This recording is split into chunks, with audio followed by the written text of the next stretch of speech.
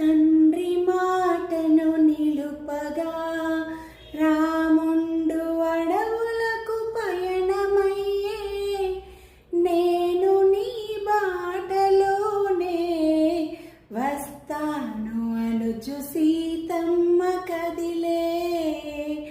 ఓ పడతి అడవిలో కష్టాలు పడలేవు అనే రాముడు, నీడనే విడిచిపెట్టి మీరెలా వెళ్ళగలరనెను సీత.